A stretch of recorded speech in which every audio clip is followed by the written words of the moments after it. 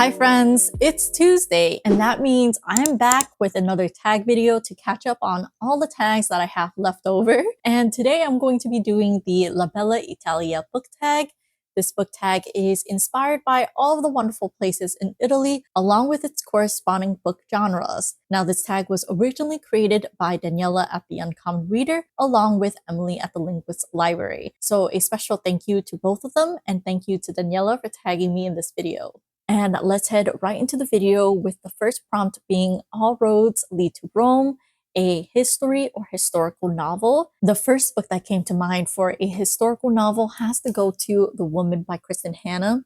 I finished this recently this year and this was a fantastic read. I thought the main character of this book was wonderfully flawed, so that we can really see her character development and grow, specifically because she is a young nurse and she's thrown in the front line of the Vietnam War. This book takes place during the Vietnam War and the years following afterwards, along with the sacrifices and mistreatment that our female nurse encounters when she comes back to America. A very fantastic read. Absolutely love this. I believe I gave this 4.5 stars, and I thought this showed a wonderful different perspective of the Vietnam War itself. The next prompt is Where Art Thou, Verona? A romance book, literary fiction, ill-fated lover. Now, I read a lot of romance, so of course we're gonna have to talk about romance books. And I think I'm gonna go with Ill-Fated Lovers, assuming my understanding of Ill-Fated Lovers is correct. I'm gonna have to go with my underdog once again, which is going to go to The Broken Ring. I think that the romance between our leads in this book is the definition of Ill-Fated Lovers, and I'm gonna leave you with that because I don't want to really spoil you all on why I think they fit the bill.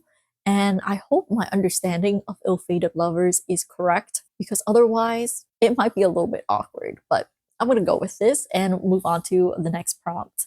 So the next prompt is going to be Florence, Brushstrokes and Botticelli, books about art, music, or artists. Because I don't read a lot of books with elements of music and art into it, I think it defaults to Not Another Love Song, which is a romance read I read earlier this year. And honestly, I really enjoyed it. It is a romance read that follows two musical prodigies, and there's tension, rivalry, and love mixed into this bucket of a romance read, and I enjoyed it. It fits the prompts, it has music, it has cello, so we're gonna go with that answer. Next up, we have Sicily, Myths of Mount Etna, mythology, fantasy, and sci-fi books. First book that came to mind is Piranesi. I think it fits all the bill for this prompt, and I'm not going to give you guys too much about the book aside from the fact that I enjoyed it. It could be a little bit slow, but it has all of the following elements in this prompt, and I think Piranesi is the perfect pick if you want a mix of fantasy, a mix of sci-fi, a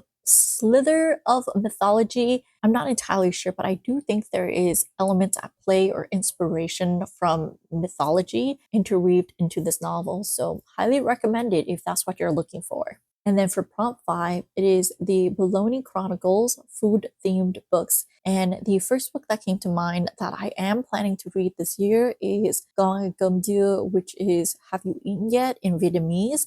And it is literally a book about food.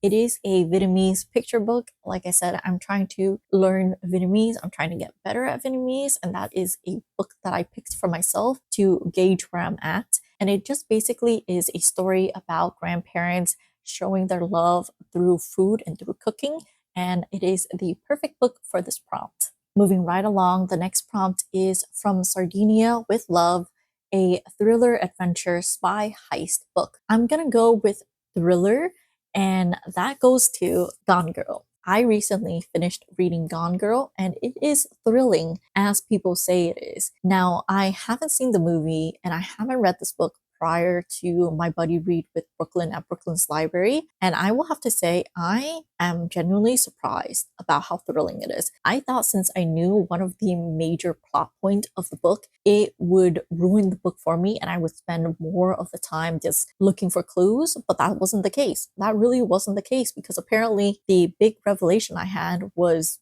just something that's there, but it's not the whole book. The whole book and the adventure of reading through the book was just as great. This book is extremely thrilling and definitely deserves the hype and praise it received when it was published and the movie when it came out. So then we travel to Venice in a gondola with Casanova, a forbidden love affair book.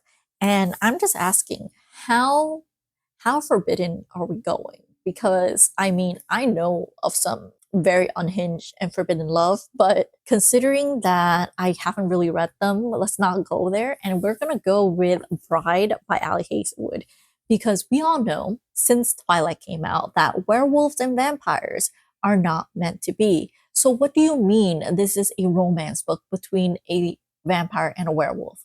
That is blasphemy. That is absolute blasphemy, and it is by definition a forbidden love affair. It is like the Romeo and Juliet. They are on opposite sides. They shouldn't be together.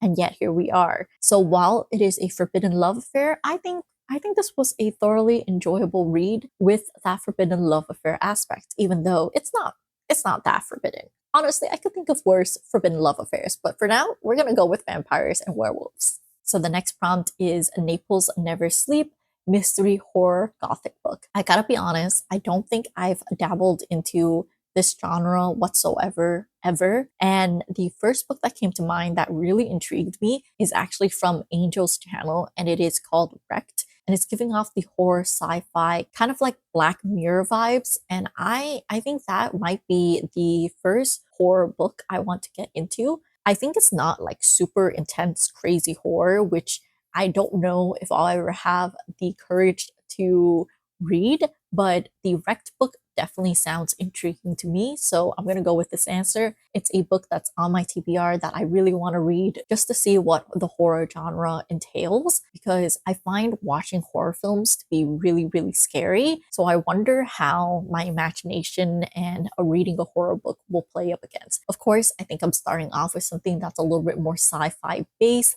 more technological based, if I recall correctly, and more like a Black Mirror horror vibes. Moving on to the next prompt, it is Tale of Torino La Magica, Ghosts and Legend Stories, Novellas, Short Stories, Plays, or Folklore. And for this answer, I'm going with M. Butterfly. It is now going to be a recurring recommendation on my channel. It is supposed to be a parody play of the famous opera Madame Butterfly back in the 1800s, early 1900s. And I thought it was an amazing play with a lot of themes surrounding gender norms, along with the racial stereotypes between the West and the East.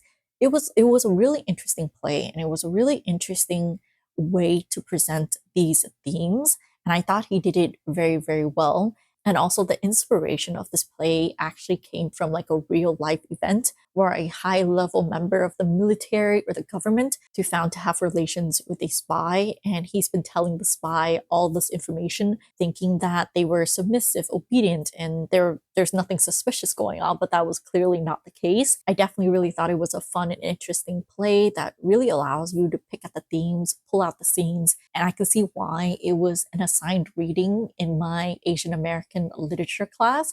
And I don't think I truly, truly appreciated at the time. So I'm kind of bummed out about that. Now I just have so many questions and so many thoughts, and I wish I could just go back in time and talk to my professor about it. But it's okay because now I have you guys, and it is my recommended read for this particular prompt.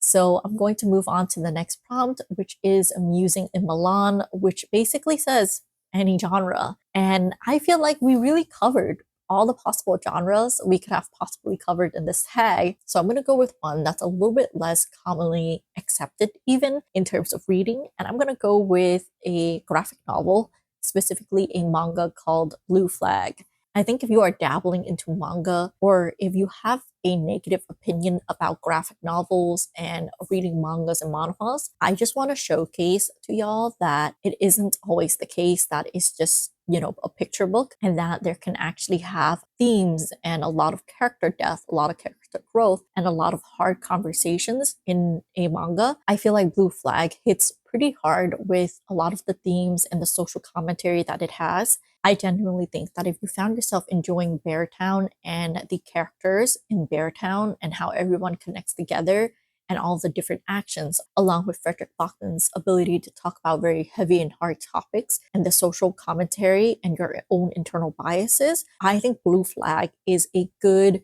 stepping stone into trying out a manga graphic novel that packs a different punch, but you consume it in a slightly different manner. I think that I'm not going to say they're equivalent because I think the topics at hand aren't similar, but I still think both have very important topics to note and both have very good way of approaching these topics for the most part.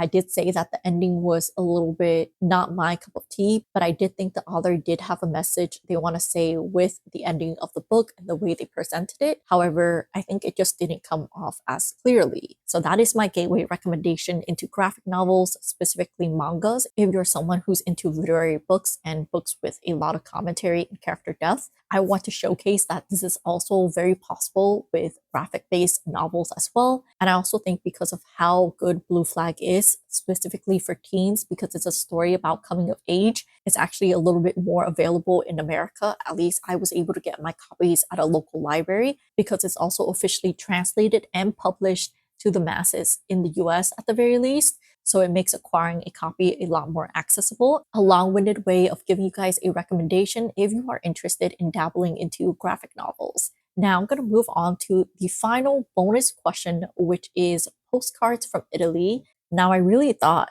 this was going to have me beat, but I did remember The Count of Monte Cristo is a book that sets place in Italy. So I came up with an answer. This is a book that follows Dante's as he tries to enact some vengeance on his enemies.